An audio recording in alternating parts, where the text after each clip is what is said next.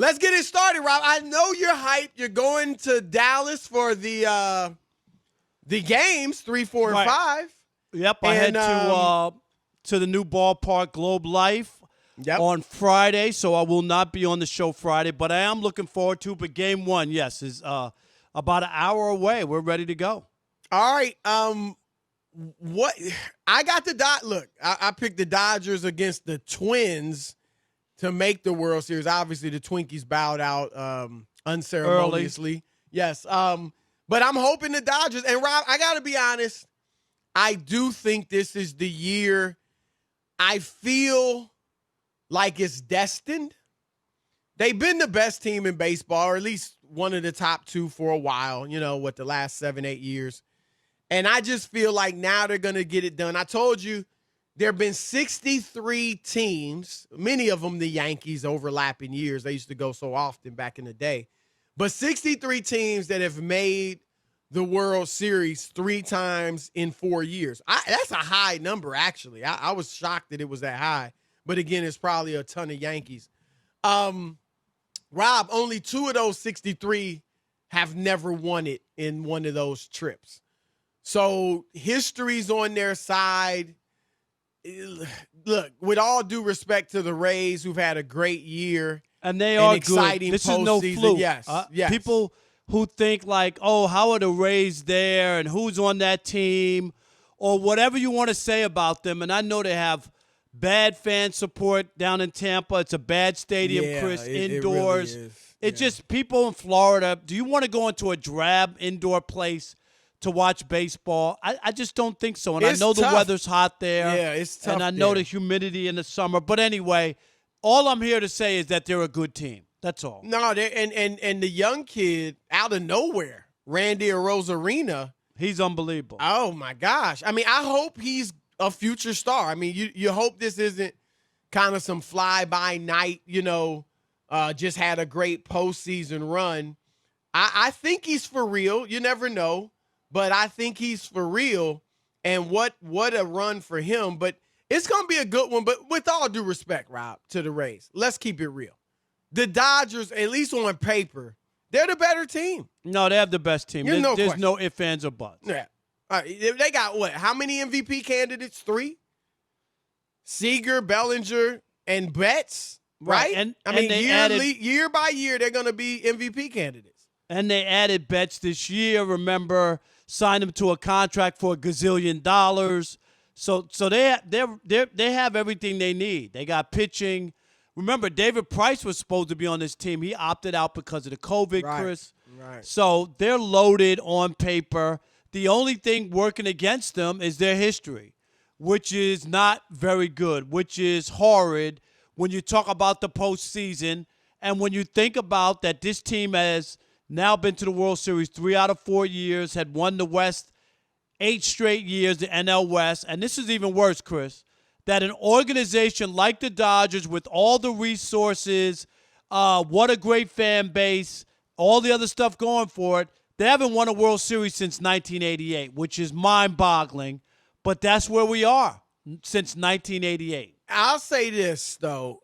As far as, you mentioned the resources, the money, so on, its fan base, all that. They've been for basically the last decade, Rob, right there. And then even, early 2000s, I mean, what they make the playoffs 4 or 5 times in that decade, so they've been good. I get what you're saying since 1988, but in baseball, man, it's strange. You know what I'm saying? Look at the Yankees. They've been a really good team since 2009, right? But haven't yet won a World Series. So I think when you talk about the resources, the money, the fan base, they've done what they can. It's just a matter of your players getting it done on the field, you getting some of the lucky breaks, not slumping at the wrong time. And let's keep it real, Rob. Clayton Kershaw, we all know, but he hasn't delivered. Who would have thought that the best pitcher of the generation, some people, Rob, say this is the best pitcher regular season of the last 50, 60 years. Well, let's say and there's a case to be made regular season. I want to give you his numbers. 2 numbers you need to know. his ERA of 2.44 regular season is the best ERA in the live ball era, Chris, in baseball. That's crazy. And he has the best whip of any pitcher as well in the live ball era who has pitched over 1,000. We're talking about starters who have pitched over 1,000 innings. So nobody has been better with ERA and whip than Clayton Kershaw, right, since the live ball era. So that tells you about how good he is and how special he is. But his ERA jumps up almost 2 full runs come postseason time, come the big stage, come the bright lights. So that's why, to me, and I did write this column today for a Deadspin, this is it, Chris. He's either finally a champion or he's going to cement himself as a choker. And people will not be able to look at him and think of him in that vein like the greatest pitcher of our generation, because as great as doing things are during the regular season, you know this. And I say it all the time, we joke about it, about sports having a short menu, and it is about wins and losses at the most the opportune clutch time. That's what people remember. They do remember that. Whether that's fair or not, Chris, is what people I'm going to name remember. you. I'm going to give you a name, and I don't know that he's quite the Clayton Kershaw of his sport, because he's certainly not the best player of the generation. But James Harden, right? We all know he's great. We all know he's going to the Hall of Fame right away as soon as he's done playing, as soon as he's eligible. But, with the fact that he hadn't gotten it done in the postseason as far as getting to a finals, winning it, there's a limit, right? There's a ceiling on how high he can go until he wins championships. And same with Kershaw. You're right. I mean, anytime you want to say he's the best player of his generation, at least at this point, there's that but. There's that but in the playoffs. He was, there's always going to be that. And I'll tell you right, look, 11-12 is what he is in the playoffs. Here's the thing, though. It seems crazy because he's so deep into his career, and obviously he's got a big sample size. This isn't just 3 years in the postseason. And this is a full season, right? A full season, regular season of playoff games he's played.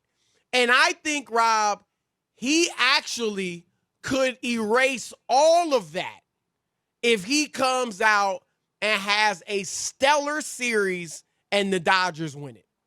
I don't disagree from the standpoint people do remember, and it's the great redemption story. People love a redemption story, and this is set up for him. He wasn't supposed to pitch game 1, but because of the way that the cards fell, Chris, Buehler's their ace now, right? Kershaw's dropped down. He's 2 or 3, and Buehler should have been starting game 1, and instead, here's Kershaw on the mound with a chance to do something to put the Dodgers. They win tonight. He pitches 7 strong innings or something like that, and they win.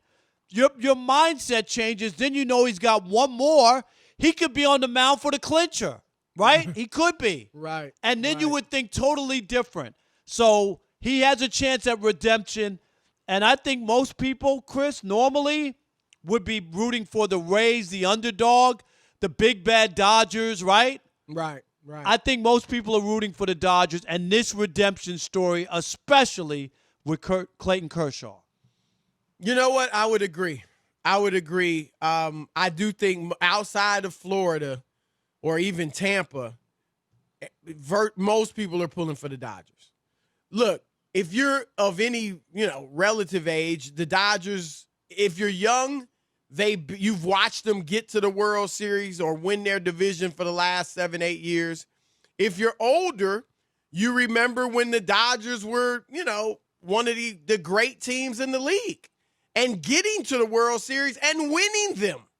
So I agree that people would love to see them get over the hump. I would love to see them get over the hump. I would love to see Clayton Kershaw getting over the hump. Everybody knows he's a great guy. He does a ton of stuff off the field. Not that should necessarily weigh in. No, but people like the guy. He's a good guy. He's not a guy that you can hate. Like, there's Right. nothing about him. He just hasn't pitched well in the postseason. But there's no reason to hate Clayton Kershaw. Absolutely. Just zero.